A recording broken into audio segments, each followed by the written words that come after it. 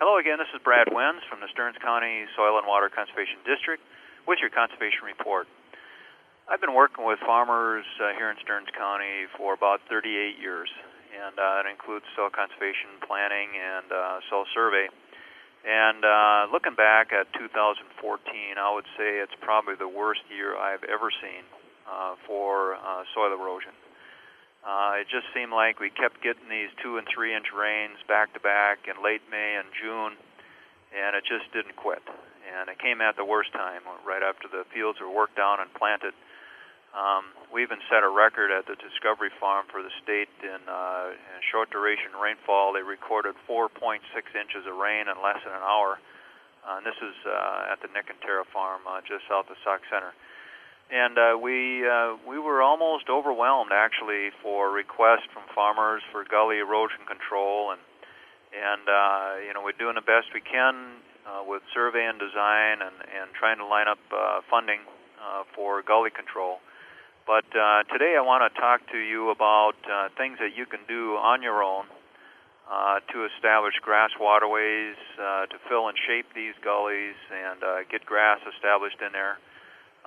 We have a handout that we give farmers for grass waterways, and I wanted to go through this handout a little bit with you. And again, if you want more information, you can contact our office here. Even we can even have a conservationist go out on your farm and walk it over and give you some more ideas about runoff control to prevent gully erosion and other erosion on your farm.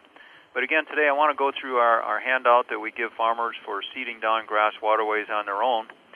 And I guess it goes without saying that a dense, tough sod is necessary to protect an area of concentrated flow. And when we talk about sod, that's what we mean. We need sod out there. Alfalfa does not create a sod. Orchard grass does not create a sod. You need a sod former. A grass that's aggressive and really, it gets that sod going in a hurry. And you need to properly shape and design the area first. And a good cross section for a grass waterway is at least 20 feet wide and at least 9 inches deep. You need to get the proper shape out there. You got to make sure that all the water is getting into that area, and it should have a nice, smooth, parabolic shape or a flat bottom. You want to keep that water as shallow as possible in the bottom of the waterway. That reduces the velocity and speed of the water and gives you some measure of erosion control just by controlling the depth and the speed of the water. You don't want a V section out there. You don't want to concentrate that water in a shallow, deep area. You want to kind of spread it out over the bottom of the waterway.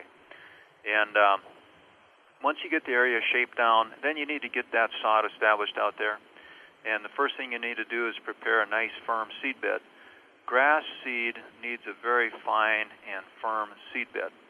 You can plow it or you can chisel that in that area that you just shaped for your waterway, but then you need to work it down either with a disc or a cultivator. Some guys will use a cultipacker and pack it once before you seed, then seed the area, and then go back over it again with that cultipacker.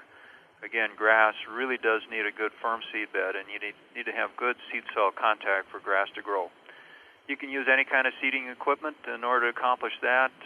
If you're going to use a drill, you want to use kind of a figure-8 pattern or go crossways across the channel. I know the Department of Natural Resources has a nice broadcast seeder they call a Vicon seeder that you can rent.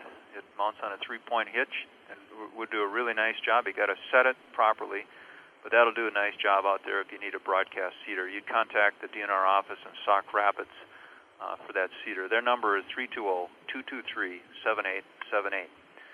So the next thing you need to do is get your fertilizer out there, and it's important to incorporate some fertilizer prior to seeding this grass. Remember, grass is a heavy nitrogen user.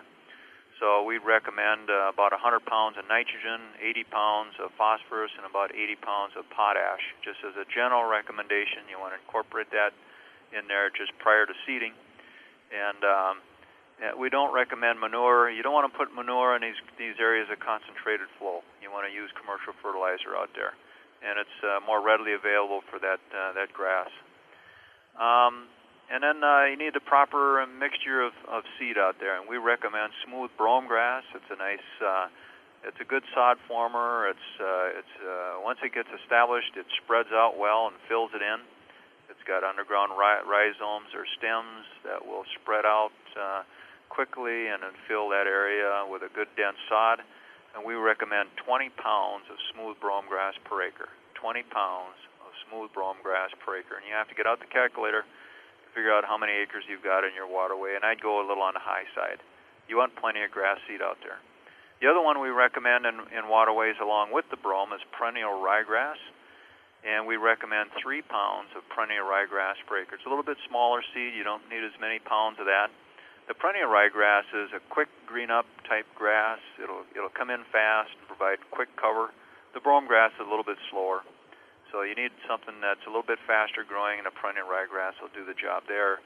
It's not one that's going to be persistent, but it'll give you the quick cover. Then you want to seed a companion crop of oats with that at about a bushel per acre. You want to remove that. If the companion crop comes up heavy, you need to remove that to help the grass grow, and we recommend clipping that in about the boot stage. But however, you got to remember, if the waterway is wet, you need to stay off of there. But clip that companion crop to let that grass come up through. A mulch is always a good idea. And that could be straw or hay or some other similar material. They give you protection from erosion before the grasses become established. It'll also give you some moisture conservation there, and it'll help keep the area moist and provide a better environment for the grass. Mature hay that you've got, if you got some hay with some grass seed in it, that's an excellent mulch. And you want to put on 1.5 to 2 tons of straw per acre or hay in the waterway. You want to spread that evenly and then anchor it with a disc that's got a real small amount of pitch to it, so you don't do any tillage, but just basically press that into the ground. You might have to put a little extra weight on that disc to get it in, to get the mulch pressed into the ground. If you don't anchor the mulch, they tend to float away on you when you get some runoff. So after you've got your grasses out there and they're growing, there's some things we recommend regarding operation and maintenance in a grass waterway. You want to inspect them regularly, especially in the first year or two, because you're probably going to be doing some repair. Get ready to get out there and fill in spots that might have eroded out, and then be ready to reseed. Keep some seed on hand for reseeding. Some guys will scoop up a little sod in a loader and drop it in and get that started. Sometimes that's just enough to get everything started growing in these waterways. But again, be ready to fix them if you get a little bit of erosion. Wouldn't hurt to mow it once in a while, probably mow it at least once or twice a year. That promotes the root system and helps the new growth get established, plus it makes the water, it actually adds a little bit of resistance and retardance to the flow. Make sure you control gophers, moles, badgers, woodchucks. You get a hole out there, and it's going to have a spot where your erosion is going to start. Make sure you raise up all your tillage equipment and applicators, such as plows or disc cultivators, and never keep those things down. Watch, when you come up and approach a waterway, get it out of the ground soon enough.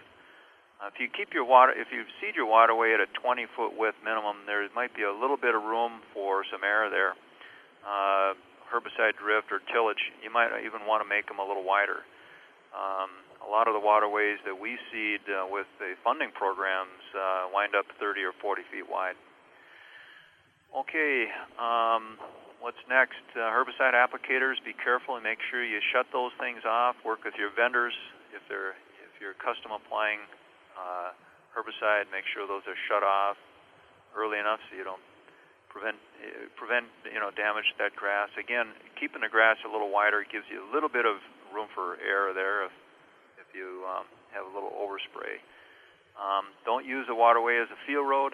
Occasional travel is okay, but never concentrate travel on a waterway, and especially when it's wet. And a lot of guys like to put rocks in waterways. That's not a good idea. You want to keep the rocks out of there. Rocks and debris, they can cause concentration of water flow and actually can increase the velocity of water flow and cause more damage to the waterway.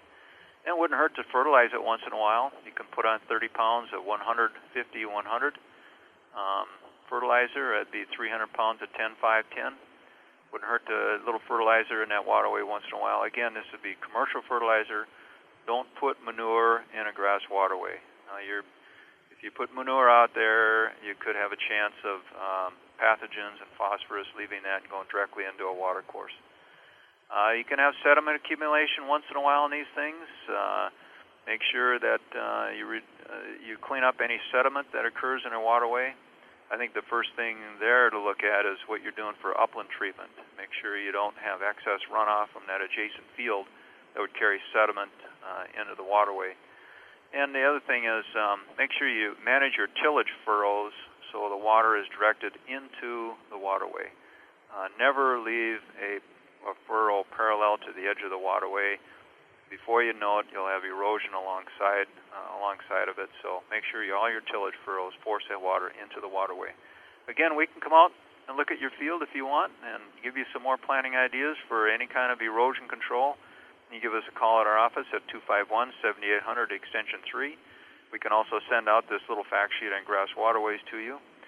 And remember, if you've got any highly erodible land, any highly erodible fields in your farm, gully control is necessary in these fields. If you have any questions, contact the NRCS office here at the Service Center office in Wade Park. And you can call that number, 251-7800 extension 3, also for NRCS. Thank you very much. This has been Brad Wenz from the Stearns County Soil and Water Conservation District. Have a good day.